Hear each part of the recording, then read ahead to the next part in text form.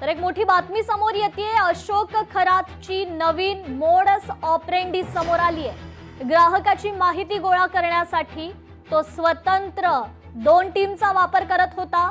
रेफरन्सद्वारे नातेवाईकांकडून माहिती संकलन करत असल्याची माहिती आहे। तर भेटीच्या पहिल्या 5 मिनिटात अचूक माहिती सांगून तो विश्वास संपादन करत होता। कोल्ड रीडिंग आणि हॉट रीडिंग तंत्राचा तो वापर करायचा।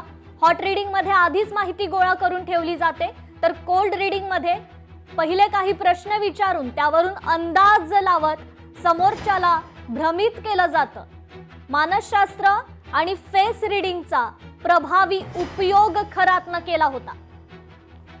अधिक अपडेट घेऊयात आपले प्रतिनिधी महेश महाले यांच्याकडून। महेश, आणखी एक ही मोडस ऑपरेंडी अशोक खरातची समोर आलेली आहे, काय अधिकची अपडेट? अगदी खरं आहे। खरं तर अशोक खरात याच्या ज्या नवीन कारनामे आहेत ते समोर येताना बघायला मिळतं। आता तो त्याच्या भक्तांना कसं भ्रमित करायचा त्याची देखील एक नवीन मोडस ऑपरेंडी जी आहे ती समोर आलेली आहे।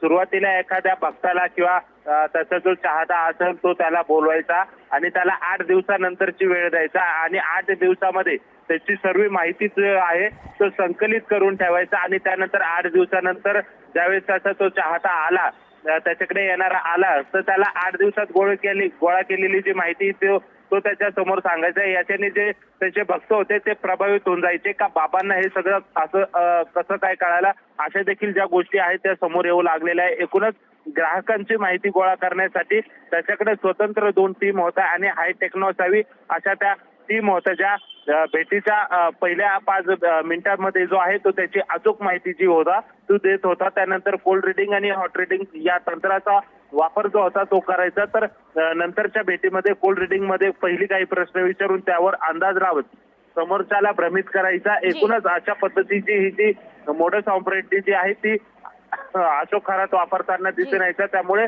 त्याचे जे चाहते होते ते त्या भ्रमित होऊन जायचे आणि त्याने मानसोपचार तज्ञाचा प्रभावी उपयोग जो होता तो करायचा। त्याच्यामुळे त्याचे भाविक जे होते ते त्याच्याकडे आकर्षित व्हायचे। अशा पद्धतीची जी मोडस ऑपरेंडी होती तो अशोक खरात वापरताना कुठेतरी दिसून येत होता। त्याची जी ही नवीन माहिती आहे ती आता समोर आलेली आहे। मुद्दा लक्षात येतोय। तुर्तास धन्यवाद आपण दिलेल्या या अपडेट संदर्भात।